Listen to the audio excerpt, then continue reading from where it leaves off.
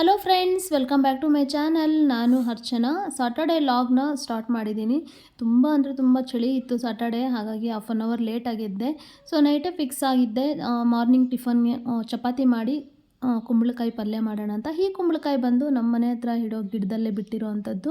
So last time ಒಂದು ಬಿಟ್ಟಿತ್ತು, so ಇವಾಗ ಒಂದು ಬಿಟ್ಟಿದೆ.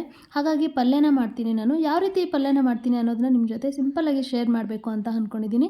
ಅದಕ್ಕಿಂತ ಮುಂಚೆ ಇನ್ನೂ ಯಾರು ನನ್ನ ಚಾನಲ್ನ ಸಬ್ಸ್ಕ್ರೈಬ್ ಮಾಡ್ತೀರಾ ನೋಡ್ತಿದ್ದೀರಾ, ಪ್ಲೀಸ್ ಸಬ್ಸ್ಕ್ರೈಬ್ ಮಾಡಿ, ಲೈಕ್ ಮಾಡಿ, ಕಮೆಂಟ್ ಮಾಡಿ, ಹಾಗೆ ನಿಮ್ಮ ಫ್ರೆಂಡ್ಸ್ ಎಲ್ಲರಿಗೂ ಶೇರ್ ಮಾಡಿ. ಈ ರೀತಿ ಕುಂಬಳಕಾಯಿನ ನೀಟಾಗಿ ಚಿಕ್ಕ ಚಿಕ್ಕದಾಗಿ ಪೀಸ್ಗಳನ್ನು ಮಾಡಿ ಇಟ್ಕೊಂಡು ಅದನ್ನು ತೊಳೆಯೋಕ್ಕೆ ಇಟ್ಟಿದ್ದೀನಿ. ಮತ್ತು ಇನ್ನೊಂದು ಬಾಣಲಿ ಒಳಗಡೆ ಎಣ್ಣೆ, ಸಾಸಿವೆ, ಕರಿಬೇವು, ಕಡಲೆಬೇಳೆ, ಈರುಳ್ಳಿ, ಬೆಳ್ಳುಳ್ಳಿ ಎಲ್ಲವನ್ನು ಕೂಡ ಹಚ್ಚಿಟ್ಕೊಂಡಿರೋದನ್ನ ಎಲ್ಲನೂ ಹಾಕಿ ಅದರಲ್ಲಿ ಚೆನ್ನಾಗಿ ಫ್ರೈ ಮಾಡ್ಕೊಳ್ಬೇಕು. ಸೊ ಈರುಳ್ಳಿ ಸ್ವಲ್ಪ ಕಲರ್ ಚೇಂಜ್ ಆದಮೇಲೆ ನಾವು ಈಗಾಗಲೇ ಕಟ್ ಮಾಡ್ಕೊಂಡು ಬಿಟ್ಟಿರೋವಂಥ ಕುಂಬಳಕಾಯಿನ ನೀಟಾಗಿ ತೊಳೆದು ಹಾಕ್ತಾಯಿದ್ದೀನಿ. ತುಂಬ ಕ್ವಿಕ್ಕಾಗಿ ಆಗೋಗುತ್ತೆ, ತುಂಬ ಹೆಲ್ದಿ ಕೂಡ ಇದು. ನೋಡಿ, ಅದಕ್ಕೆ ಒಂದು ಉಪ್ಪನ್ನು ಹಾಕ್ಬಿಟ್ಟು ನೀಟಾಗಿ ಇಲ್ಲಿ ಮಿಕ್ಸ್ ಮಾಡ್ಕೊತಾ ಇದ್ದೀನಿ. ಅದು ಸ್ಟೀಮಲ್ಲೇ ಬೇಯಬೇಕು. ಸೊ ಆವಾಗೇ ತುಂಬ ಚೆನ್ನಾಗಿರುತ್ತೆ. ವಾಟರೆಲ್ಲ ಹಾಕಿ ಮಾಡಿದ್ರೆ ಚೆನ್ನಾಗಿರಲ್ಲ. ಇದರಲ್ಲಿ ಹಲ್ವಾ ಮಾಡ್ಬೋದು, ಸಾಂಬಾರು ಮಾಡ್ಬೋದು, ಎಲ್ಲನೂ ಮಾಡ್ಬೋದು. ಅದಕ್ಕಿಂತ ಪಲ್ಯ ಮಾಡಿದ್ರೆ ತುಂಬ ಅಂದರೆ ತುಂಬ ಟೇಸ್ಟಿಯಾಗಿರುತ್ತೆ. ಹಲ್ವಾ ಮಾಡಿದ್ರೂ ಚೆನ್ನಾಗಿರುತ್ತೆ. ಇದರಲ್ಲಿ ಇನ್ನೊಂದೇನಾದರೂ ಸಿಕ್ಕಿದ್ರೆ ಅದರಲ್ಲಿ ಹಲ್ವಾ ಮಾಡಿ ಕೂಡ ನಿಮಗೆ ಒಂದು ರೆಸಿಪಿನ ಶೇರ್ ಮಾಡ್ತೀನಿ. ಇಷ್ಟೆಲ್ಲ ಮಾಡಿ ಚಪಾತಿ ಎಲ್ಲ ಮಾಡಿ ಮುಗಿಸಿ ರೆಡಿ ಆಗಿಬಿಟ್ಟು ನಾನೀಗ ಸ್ಕೂಲ್ಗೆ ಹೊರಡ್ತಾ ಇದ್ದೀನಿ. ಸ್ಕೂಲಿಂದ ಬಂದಮೇಲೆ ಸಿಗ್ತೀನಿ. ಫ್ರೆಂಡ್ಸ್, ಈಗ ತಾನೇ ಸ್ಕೂಲಿಂದ ಬಂದೆ. ಸೊ ಉಳಿದಿರೋಂಥ ಕೆಲಸಗಳನ್ನ ಮಾಡ್ಕೊತೀನಿ. ಇವತ್ತು ಸ್ಯಾಟರ್ಡೆ ಆಗಿರೋದ್ರಿಂದ ಸೊ ಹೇರ್ ಕೇರ್ ಸ್ವಲ್ಪ ಮಾಡೋಣ ಅಂತ ಅಂದ್ಕೊಂಡಿದ್ದೀನಿ. ಸೊ ಹೇರ್ಗೆ ಏನೇನು ಹಾಕ್ಬಿಟ್ಟು ಚೆನ್ನಾಗಿ ಎಣ್ಣೆನ ಕಾಯಿಸ್ಬಿಟ್ಟು ಎಣ್ಣೆಗೆ ಏನೇನು ಇಂಗ್ರೀಡಿಯೆಂಟ್ಸ್ ಹಾಕ್ತೀನಿ ಅನ್ನೋದನ್ನು ತೋರಿಸ್ತೀನಿ. ಸೊ ನಾನು 1.5 ಮಂತಿಂದ ನಾನು ಅದೇ ಎಣ್ಣೆನೇ ಯೂಸ್ ಮಾಡ್ತಾ ಇದ್ದೀನಿ. ಹಾಗಾಗಿ ನನಗೆ ನೋಡಿ, ಇಲ್ಲೆಲ್ಲ ಇದೆಲ್ಲ ಫುಲ್ ತೆಳುವಾಗೋಗಿತ್ತು ಹೇರ್ಸು. ಇವಾಗೆಲ್ಲ ಕವರ್ ಆಗಿದೆ, ಬೇಬಿ ಹೇರ್ ಎಲ್ಲ ಗ್ರೋತ್ ಆಗಿದೆ. ಹಾಗಾಗಿ ನಾನು ಅದೇ ಆಯಿಲ್ನೇ ಯಾವಾಗಲೂ ಕೂಡ ಹಚ್ತಾ ಇದ್ದೀನಿ. ಖಾಲಿ ಆಯಿತು, ಹಾಗಾಗಿ ಇವತ್ತು ಸ್ಯಾಟರ್ಡೆ ಆಗಿರೋದ್ರಿಂದ ಅದಕ್ಕೆಲ್ಲ ಇಂಗ್ರೀಡಿಯೆಂಟ್ಸ್ ಹಾಕ್ಬಿಟ್ಟು ನಾನು ಆಯಿಲ್ನ ಹಚ್ಕೊತೀನಿ. ತೋರಿಸ್ತೀನಿ ಏನೇನು ಹಾಕ್ತೀನಿ ಅಂತ, ಬನ್ನಿ. ಅರ್ಧ ಲೀಟ್ರು ಕೊಕೊನೆಟ್ ಆಯಿಲನ್ನು ಒಂದು ಬಟ್ಲಿಗೆ ಹಾಕಿ ಸ್ವಲ್ಪ ಬಿಸಿ ಎಣ್ಣೆ ಹಾಕ್ತಾ ಇದ್ದಂಗೆ ಅದಕ್ಕೆ 3 ಕೆಂಪು ದಾಸವಾಳ ಹೂವನ್ನು ಹಾಕಿದ್ದೀನಿ. 2 ರೆಂಬೆಯಷ್ಟು ಕರಿಬೇವನ್ನು ಹಾಕಿದ್ದೀನಿ. ಒಂದು ಸ್ವಲ್ಪ ಆಲೂವೆರಾವನ್ನು ಹಾಕಿದ್ದೀನಿ. ಸೊ ಎಲ್ಲವನ್ನು ಹಾಕ್ಬಿಟ್ಟು ನೀಟಾಗಿ ಇದು ಕುದಿಸ್ಬೇಕು. ಇವು ಹಾಕೋವಾಗ ಇಂಗ್ರೀಡಿಯೆಂಟ್ಸು ಮುಖನ ಸ್ವಲ್ಪ ದೂರ ಇಟ್ಕೊಂಡು ಹಾಕಿ, ಯಾಕಂದರೆ ಅದು ಎಣ್ಣೆಯಲ್ಲಿ ಹಾಕಿದ ತಕ್ಷಣ ಅದು ಚಿಟಪಟ ಅಂತ ಆಯಿಲೆಲ್ಲನೂ ಕೂಡ ಇದಾಗುತ್ತೆ. ಹಾಗಾಗಿ ನೀವೇನು ಮಾಡಬೇಕು ಅಂದರೆ ಸ್ವಲ್ಪ ಹುಷಾರಾಗಿ ಇದನ್ನು ಹಾಕ್ಕೊಬೇಕು. ಸೊ ಎಣ್ಣೆ ಬಿಸಿ ಹಾರೋ ಅಷ್ಟರಲ್ಲೇ ತೋಟದ ಹತ್ರ ಹೋಗಿ ಅವರೆಕಾಯಿನ ಕಿತ್ಕೊಂಡ್ಬರೋಣ ಅಂತ ಹೋಗ್ತಿದ್ದೀವಿ. ನಾನು ನಮ್ಮ ಹಸ್ಬೆಂಡು ಹೋಗಿ ಇಷ್ಟು ಅವರೆಕಾಯಿನ ಕಿತ್ಕೊಂಡು ಬಂದ್ವಿ. ನಾಳೆ ಷಷ್ಠಿ ಹಬ್ಬ ಆಗಿರೋದ್ರಿಂದ ಹಿತ್ಕಿದ ಬೇಳೆ ಸಾಂಬಾರು ಮಾಡಬೇಕಲ್ವ, ಹಾಗಾಗಿ ಅವರೆಕಾಯಿನ ಕಿತ್ಕೊಂಡು ಬರೋಣ ಅಂತ ನಾವು ಇಬ್ಬರು ಹೋಗಿ ಇಷ್ಟು ಅವರೆಕಾಯಿನ ಕಿತ್ಕೊಂಡು ಬಂದ್ವಿ. ಸೊ ಹೊಲ್ದ ಹತ್ರದಿಂದ ಬಂದು ನಾನು ಎಣ್ಣೆ ಬಿಸಿ ಹಾರಿದೆಯಾ ಇಲ್ವಾ ಅಂತ ನೋಡಿದೆ. So full ತಣ್ಣಗಾಗಿತ್ತು. ಸೊ ಅದನ್ನು ಒಂದು ಇದಕ್ಕೆ ಗ್ಲಾಸಲ್ಲಿ ಶೋಧಿಸ್ಕೊಂಡು ಅದನ್ನು ಬಾಟ್ಲೊಳಗಡೆ ಹಟ್ಕೊಂಡು ಸ್ಟೋರ್ ಮಾಡ್ಕೊತೀನಿ. ಈ ರೀತಿ ಮಾಡಿಕೊಂಡು ಅದನ್ನು ನಿಮಗೆ ಯಾವಾಗ ಬೇಕೋ ಆವಾಗ ನೀಟಾಗಿ ಯೂಸ್ ಮಾಡ್ಕೊಬೋದು. ಯಾವ ರೀತಿ ಯೂಸ್ ಮಾಡಬೇಕು, ಹೇಗೆ ಯೂಸ್ ಮಾಡಬೇಕು ಅನ್ನೋದನ್ನು ನಾನೀಗ ತೋರಿಸ್ತೀನಿ, ಬನ್ನಿ. ಫ್ರೆಂಡ್ಸ್, ತೋಟದ ಹತ್ರದಿಂದ ಬರೋ ಅಷ್ಟರಲ್ಲೇ ಎಣ್ಣೆ ಚೆನ್ನಾಗಿ ಬಿಸಿ ಎಲ್ಲ ತಣ್ಣಗಾಗಿತ್ತು, ಹಾರಿಬಿಟ್ಟು. ಸೊ ಅದನ್ನು ನಾನು ಶೋಧಿಸ್ಕೊಂಡು ಈ ರೀತಿ ಒಂದು ಬಾಟ್ಲಿಗೆ ಹಾಕ್ಕೊಂಡು ಸ್ಟೋರ್ ಮಾಡ್ಕೊಂಡು ಇಟ್ಕೊಂಡಿದ್ದೀನಿ. ಇದನ್ನು ನಾನು 1 ಇಯರಿಂದ ಯೂಸ್ ಮಾಡ್ಕೊಂಡು ಬರ್ತಾಯಿದ್ದೀನಿ. ನನಗೆ ಇದೆಲ್ಲ ಫುಲ್ಲು ತೆಳ್ಳಗಾಗೋಗಿತ್ತು. ಈ ಕಡೆ ಇಲ್ಲೆಲ್ಲನೂ ಕೂಡ ಎಣ್ಣೆ ಹಾಕ್ಬಿಟ್ಟು ಹಿಂಗೆ ಬಾಚ್ಕೊಂಡ್ರೆ ಇಲ್ಲೆಲ್ಲ ಕಾಣಿಸ್ತಾ ಇತ್ತು. ಸೊ ಎಲ್ಲ ಕೂಡ ಸ್ಕಿನ್ ಕಾಣಿಸ್ತಾ ಇತ್ತು, ಆ ರೀತಿ ತೆಳ್ಳಗಾಗೋಗಿತ್ತು. ನನಗೆ ಯಾರೋ ಹೇಳಿದ್ರು, ಆಗ್ಲಿಂದ ನಾನು 1 ಇಯರಿಂದ ಇದನ್ನು ಯೂಸ್ ಮಾಡ್ತಾನೇ ಬರ್ತಾಯಿದ್ದೀನಿ.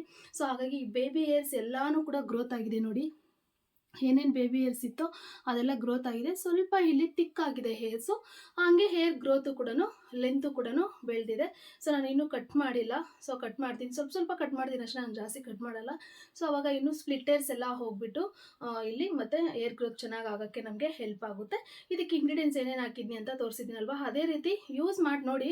3 ಮಂತ್ಸ್ ಯೂಸ್ ಮಾಡಿ ನಿಮಗೇನೆ ಒಳ್ಳೆ ರಿಸಲ್ಟ್ ಸಿಗುತ್ತೆ ಅಂತ ಹೇಳ್ಬೋದು. ಸೊ ಇದನ್ನು ನಾನು ಯೂಸ್ ಮಾಡೋಕ್ಕೆ ಈಗ ರೆಡಿಯಾಗಿ ಜಡೆಯನ್ನೆಲ್ಲ ಬಿಚ್ಚಿ ಇಟ್ಟಿದ್ದೀನಿ. ಯಾವ ರೀತಿ ಯೂಸ್ ಮಾಡ್ತೀನಿ ಅಂತ ನೋಡಿ. ಸೊ ನಿಮಗೆ ಯಾವಾಗಲೂ ಇಟ್ಕೊಳಕ್ಕಾಗಲ್ಲ ಅಂದರೆ ವೀಕ್ಲಿ ಒನ್ಸ್ ಆದರೂ ಇಡಿ. ನಾನು ವೀಕ್ಲಿ ಒನ್ಸ್ ಇಡ್ತೀನಿ ಅಷ್ಟೇ.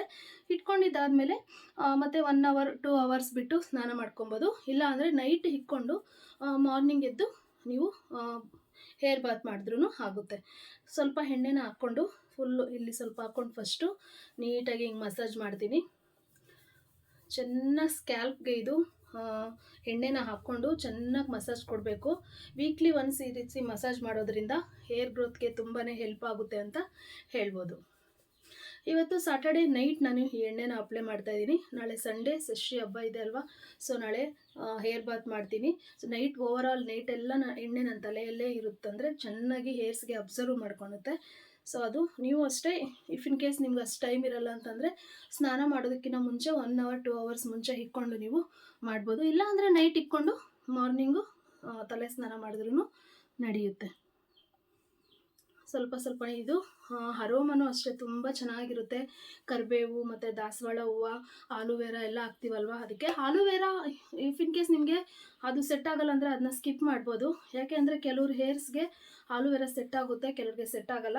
ನನ್ನ ಹೇರ್ಗೆ ನನಗೆ ಚೆನ್ನಾಗಿ ಸೆಟ್ ಆಗಿದೆ ಆಲೂವೆರಾ, ಅದಕ್ಕೆ ನಾನು ಅದನ್ನು ಹಾಕ್ಕೊತೀನಿ. ನಾನು ಆಲೂವೆರಾನು ಅಷ್ಟೇ 15 ಡೇಸ್ ಒನ್ಸು ಚೆನ್ನಾಗಿ ಹೇರ್ಸ್ಗೆಲ್ಲ ಚೆನ್ನಾಗಿ ಮಸಾಜ್ ಕೊಟ್ಟು ನಾನು ಅದನ್ನು ಏರ್ ಬಾತ್ ಸ್ನಾನ ಮಾಡ್ಕೊತೀನಿ. ಆವಾಗ ಏನಾಗುತ್ತೆ ಅಂತ ಅಂದರೆ ಡ್ಯಾಂಡ್ರಫ್ ಎಲ್ಲನೂ ಕೂಡ ನೀಟಾಗಿ ಹೋಗುತ್ತೆ.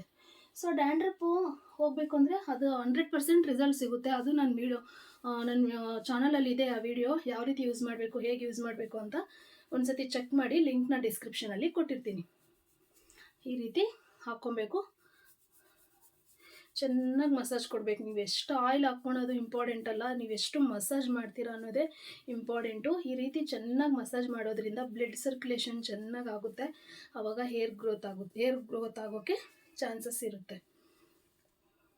ಫಸ್ಟು ನನ್ನ ಹೇರ್ಸ್ ಫುಲ್ಲು ಅಷ್ಟೇ ಇಷ್ಟೆಲ್ಲ ಹಿಂಗೆ ಹಿಡ್ಕೊಂಡ್ರೆ ಇಷ್ಟು ತಿಕ್ಕಾಗೂ ಕೂಡ ಇರಲಿಲ್ಲ, ಜಸ್ಟ್ ಈ ಥರ ಇತ್ತು ಅಷ್ಟೇ, ಇಷ್ಟಿತ್ತು ಅಷ್ಟೇ. ಜಡೆನೂ ಅಷ್ಟೇ ತುಂಬ ಅಂದರೆ ತುಂಬ ಸಣ್ಣಗೆ ಬೀಳ್ತಾಯಿತ್ತು. ಸೊ ಇವಾಗ ಸ್ವಲ್ಪ ಪರವಾಗಿಲ್ಲ. ಸೊ ಮೊನ್ನೆ ಊರಿಗೆ ಹೋದಾಗೂ ಅಷ್ಟೇ, ನಮ್ಮ ಅಮ್ಮನ ಮನೆಗೆ ಹೋದಾಗೆ ಅವಾಗೆಲ್ಲ ಕೇಳಿದ್ರು, ಹಿಂಗೆ ಹೇರ್ಸ್ಗೆ ಏನು ಮಾಡ್ತೀಯಾ? ಸೊ ಇಲ್ಲೆಲ್ಲ ಹೇರ್ಸೇ ಇರಲಿಲ್ಲ ಫಸ್ಟು, ಇವಾಗ ಎಷ್ಟು ಚೆನ್ನಾಗಿ ಬಂದಿದೆ ಹೇರ್ಸು, ಏನು ಮಾಡ್ತೀಯಾ ಅಂತೆಲ್ಲ ಕೇಳಿದ್ರು. ನಾನು ಹೇಳಿದೆ ಆಗ ಈ ಥರ ಮಾಡ್ತೀನಿ ಅಂತ. ಅದಕ್ಕೆ ನಿಮಗೂ ಯಾರಿಗಾದ್ರೂ ಯೂಸ್ ಆಗುತ್ತೆ ಅಂತ ನಾನು ಒಂದು ವಿಡಿಯೋದಲ್ಲಿ ತೋರಿಸೋಣ ಅಂತೇಳ್ಬಿಟ್ಟು ನಿಮಗೂ ತೋರಿಸ್ತಾ ಇದ್ದೀನಿ. ಸೊ ಯಾರಿಗಾದ್ರೂ ಯೂಸ್ ಆಗ್ಬೋದು ಅಂತ ಈ ರೀತಿ ಚೆನ್ನಾಗಿ ಮಸಾಜ್ ಮಾಡೋದಷ್ಟೇ. ನಾನು ತುಂಬ ಜಾಸ್ತಿನೇ ಆಯಿಲ್ನ ಹಾಕ್ಕೊತೀನಿ. ವೀಕ್ಲಿ ಒನ್ಸ್ ಹಾಕೋದ್ರಿಂದ ತುಂಬ ಜಾಸ್ತಿ ಆಯಿಲ್ ಹಾಕ್ಕೊಂಡು ಚೆನ್ನಾಗಿ ಮಸಾಜ್ ಮಾಡ್ಕೊತೀನಿ. ಮತ್ತು ಕೊನೆ ಹೇರ್ಸ್ಗೂ ಅಷ್ಟೇ, ಹೇರ್ ಫುಲ್ಲು ಸ್ಕ್ಯಾಲ್ಪ್ಸ್ಗೆ, ಹೇರ್ಸ್ಗೆ ಎಲ್ಲದಕ್ಕೂ ಅಷ್ಟೇ ತುಂಬ ಚೆನ್ನಾಗಿ ಅಪ್ಲೈ ಮಾಡಿಕೊಂಡು ನೀಟಾಗಿ ಅದನ್ನು ಒಂದು ಪೌಂಡ್ ಮಾಡಿ ಹಾಕ್ಬಿಡ್ಬೇಕಷ್ಟೆ. ಈ ರೀತಿ ಮಾಡಿ ಹಾಕಬೇಕು. ಎಣ್ಣೆ ಇಟ್ಟಿದ ತಕ್ಷಣ ಯಾವುದೇ ಕಾರಣಕ್ಕೂ ತಲೆಯನ್ನು ಬಾಚಣಿಗೆಯಲ್ಲಿ ಬಾಚಬಾರ್ದು. ಯಾವುದ್ರಲ್ಲೂ ಅಷ್ಟೇ ತಲೆನ ಬಾಚಕ್ಕೆ ಹೋಗಬಾರ್ದು. ಯಾಕೆ ಅಂತಂದರೆ ಎಣ್ಣೆ ಇಕ್ಕಿದ ತಕ್ಷಣ ಅದು ಚೆನ್ನಾಗಿ ಮಸಾಜ್ ಕೊಟ್ಟಿರ್ತೀವಲ್ವ, ಅದು ಫುಲ್ಲು ಸಾಫ್ಟಾಗಿರುತ್ತೆ. ಹೇರ್ಸ್ ಎಲ್ಲ ಏರ್ ಫಾಲ್ ಆಗುವಂಥ ಚಾನ್ಸಸ್ ಜಾಸ್ತಿ ಇರುತ್ತೆ. ಹಾಗಾಗಿ ನೀಟಾಗಿ ಈ ರೀತಿ ಹಾಕ್ಬಿಟ್ಟು ಓವರಾಲ್ ನೈಟ್ ಹೀಗೆ ಬಿಟ್ಬಿಡಿ.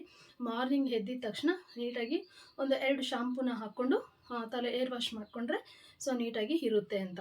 ಇಷ್ಟು ಫ್ರೆಂಡ್ಸ್, ವಿಡಿಯೋ ಇಷ್ಟ ಆಯಿತಾ? ವಿಡಿಯೋ ಇಷ್ಟ ಆಗಿದ್ರೆ ಪ್ಲೀಸ್ ನನ್ನ ಚಾನಲ್ನ ಸಬ್ಸ್ಕ್ರೈಬ್ ಮಾಡಿ, ಲೈಕ್ ಮಾಡಿ, ಕಮೆಂಟ್ ಮಾಡಿ, ಹಾಗೆ ನಿಮ್ಮ ಫ್ರೆಂಡ್ಸ್ ಎಲ್ಲರಿಗೂ ಶೇರ್ ಮಾಡಿ. ಸಿಗೋಣ ಮುಂದಿನ ವಿಡಿಯೋದಲ್ಲಿ. ಅಲ್ಲಿವರೆಗೂ ನಮಸ್ಕಾರ.